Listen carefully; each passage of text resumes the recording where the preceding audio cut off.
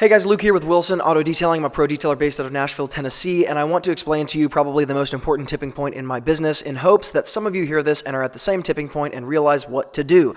So most people online don't talk about detailing business. I actually prefer talking about the business part of this because while yes, I'm passionate about detailing, I'm far more passionate about building a real business that's scalable, that can make real money, and that can put real wealth in your pocket all along the way, because that's kind of what I spent a long time learning how to do, and so it's fun to talk about now. So this is a maintenance client. It's a Lexus that I'm detailing the exterior. It's very, very simple. Now, often detailers get to certain points in their detailing businesses and they make decisions that actually hurt the long-term development of the detailing business like the very next year. So the one that I want to highlight here is a lot of detailers have a ton of calls coming in after they figure out a few things. So that first step in detailing is really figuring out how to do that. And that's something that I teach a lot in my private programs, but none of those are open right now. So basically, when you pass that point, when you get to a point where you're like, oh wow, I've got a lot of calls coming in. And the reason this is top of my mind is because I was just talking to a student who is experiencing this and he's trying to figure out the next steps and how to grow. And so what most detailers do is they have a ton of calls coming in and they're like, oh my gosh, I need to hire a few people to help me. Okay. Now, I want to explain a few different reasons why this often, not always, but it often hurts the business as a whole. Okay. Number one, most detailers overestimate the quality of their lead generator when they experience a lot of leads coming in. So the only metric most detailers have to judge whether or not their online lead generation is working really well is how many leads are coming in, right? Like that's the one thing that they use. It's like, how many people are calling me? The issue is, a lot of detailers have a lot of people calling them, but what they experience is like a very, very small close rate. So a very small conversion rate in terms of those leads calling and then actually turning into customers. And that factor really isn't taken into account in this conversation. It's just like, oh my gosh, I need more people. And the problem is bringing in more people when you have a lot of people calling you, but a very small conversion rate in terms of people converting into a customer is you actually don't have too much work yet. You had enough work for yourself. And bringing on more people only made it worse because now you're eating into your margin, which you didn't really have. Okay, you had enough margin for yourself. Now, the second thing I want to highlight is the consistency or the predictability of the lead generator. So the second thing, in addition to just the quality of it, the second thing that people immediately overestimate when they get a lot of calls coming in is detailers assume that that is going to happen indefinitely into the future, okay? And what a lot of detailers don't understand from a technical perspective, from like some search engine optimization stuff, is that when you do the right strategies and you start really optimizing your particular platform, you can experience an uptick in lead generation that is actually a result of the fact that for the first time ever you're doing the right things, but it's not necessarily the thing that's going to last the longest amount of time. And as you continue doing that, it's going to become more established, but it's not yet super predictable and like recurring, and we can like extrapolate into the future and predict what's going to happen.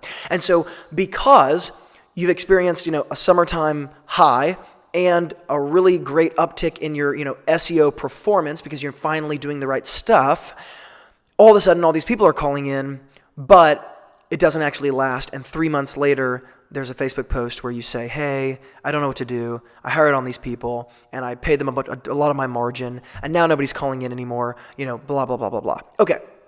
Those are the two main things that happens to most detailers. I would love to know in the comments below if you've experienced either of those things, because it'll let me know that I'm actually talking to the right people. Okay, so comment below and let me know if that lands whatsoever. So if you have experienced those things, here is the easiest way, I think, to fix this problem, and it is what I did years and years and years ago in my detailing business, okay? Detailers are obsessed with bringing in as many customers as possible because there's a sense in which it makes us feel really secure to bring in more and more and more customers because most detailers are so used to not having any customers. And so when we can have 10 in one day, we're way more stoked about that than having like one every 2 days, okay? But here's the other variable, because we can think of this in terms of leverage. How do you leverage scale in a detailing business? How do you leverage moving up, creating more for less in your detailing business? Well, one is to create more customers. And that's what most people do. It's like, let me just create more customers.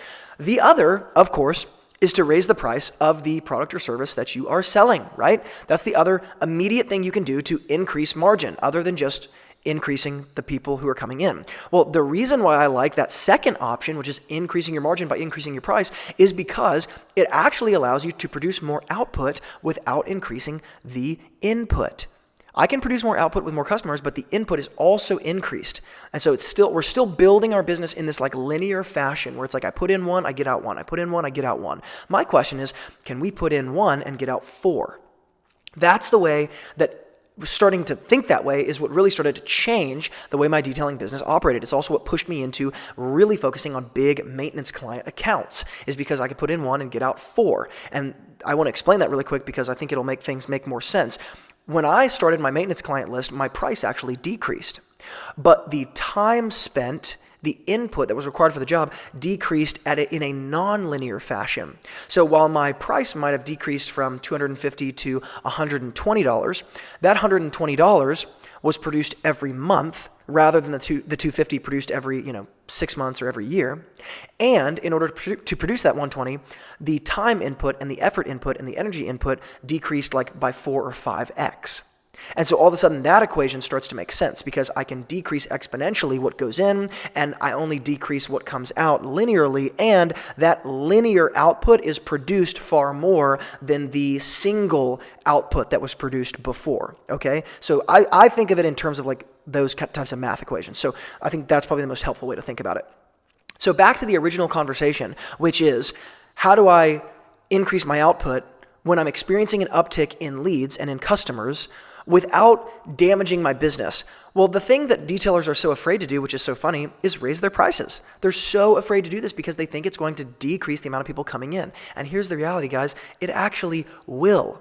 But what we're trying to do is trim the fat of an online lead generator, that it produces in the future, that it would produce only that which produces nutrition for the business, sustenance for the business. I do not want my lead generator wasting my time, taking up time with people who are looking for $25 details. That is not what is going to be helpful long term, and it is only going to waste my time answering phone calls like that. And so the one thing that immediately fixes this problem is raising your prices. There's a few reasons for that. Number one, you're not bringing on more liability in terms of you having to eat into your margin paying other people. So I love paying other people, okay? Don't get me wrong. Like, I built 2 different businesses where I paid many people. Like, we have 15 plus people on the team now building the online side of Wilson Auto Detailing, right? So I love paying other people, okay? But my point is there's a time and a place and a season and a way to do that. And if you do that too early, that timing can really hurt things that you've built up so far. And I don't want you to hurt things that you've spent time building up so far. And so building in the additional margin by raising your price is the immediate way to increase revenue in your business without increasing expense, okay? The other reason why it's so important to do that before you bring people on, it's not just because it increases the quality of the lead generator over time.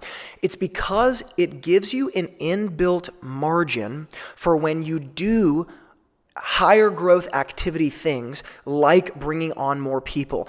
Detailers radically underestimate the amount of money they are going to need, the amount of margin they're going to need in order to do some of the things they want to do, like bring on other people. Okay? When you bring on other people, it's not necessarily the most expensive in the beginning. It's most expensive over a period of time. And there's a lot of margin and a lot of like ignorance that you're going to have to pay because you don't know what you're doing yet.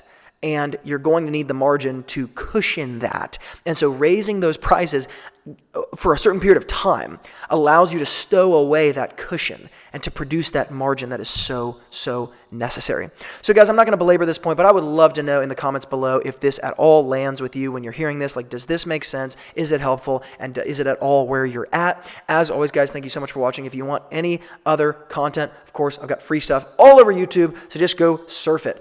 As always, guys, thank you for watching, and from Luke here at Wilson Auto Detailing, remember, a great detailer is always learning, and I'll see you in the next video.